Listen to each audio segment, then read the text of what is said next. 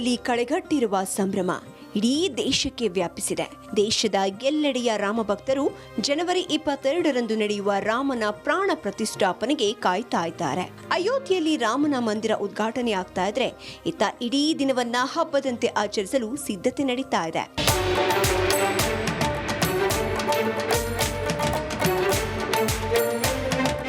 ಮಂದಿರ ಉದ್ಘಾಟನಾ ಕಾರ್ಯಕ್ರಮದಲ್ಲಿ 7,000ಕ್ಕೂ ಅಧಿಕ ಅತಿಥಿಗಳು ಭಾಗವಹಿಸಲಿದ್ದಾರೆ.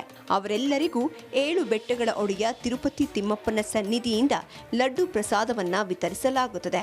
ಅದಕ್ಕಾಗಿ 1 ಲಕ್ಷ ಶ್ರೀವಾರಿ ಲಡ್ಡು ಸಿದ್ಧಪಡಿಸಲಾಗ್ತಾ ಇದೆ.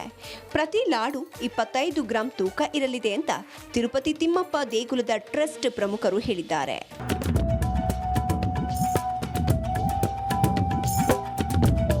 ಇತ್ತ ಮಹಾರಾಷ್ಟ್ರದ ನಾಗ್ಪುರದಲ್ಲಿ ಖ್ಯಾತ ಅಡುಗೆ ತಜ್ಞ ವಿಷ್ಣು ಮನೋಹರ್ ಅಯೋಧ್ಯೆ ಮಂದಿರ ಉದ್ಘಾಟನೆಗೆ ವಿಶಿಷ್ಟವಾಗಿ ಸಿದ್ಧವಾಗ್ತಿದ್ದಾರೆ. ಅಂದಿನ ಸಡಗರವನ್ನ ಇಮ್ಮಡಿಗೊಳಿಸಲು ವಿಶೇಷವಾದ ರಾಮ ಹಲ್ವಾ ತಯಾರಿಸಲು ಸಿದ್ಧತೆ ಮಾಡಿಕೊಂಡಿದ್ದಾರೆ. ಬರೋಬ್ಬರಿ 7,000 ಕೆಜಿ ಸಿಹಿ ತಿನಿಸನ್ನ ಅವರು ತಯಾರಿಸುವುದಾಗಿ ಹೇಳಿದ್ದಾರೆ. ಅದಕ್ಕಾಗಿ ಭಾರೀ ಗಾತ್ರದ ಪಾತ್ರೆಗಳನ್ನ ಕ್ರೇನ್ ಮೂಲಕ ಅವರು ತರಿಸಿಕೊಂಡಿದ್ದಾರೆ. ದೇಶದಾದ್ಯಂತ ವಿವಿಧ ರೀತಿಯಲ್ಲಿ ರಾಮ ಮಂದಿರ ಉದ್ಘಾಟನೆಯ ಸಂಭ್ರಮದಲ್ಲಿ ಭಾಗಿಯಾಗಲು ಸಿದ್ಧತೆ ನಡೆದಿದೆ. ದೇಶಾದ್ಯಂತ ಹಬ್ಬದ ವಾತಾವರಣ ನಿರ್ಮಾಣವಾಗಿದೆ.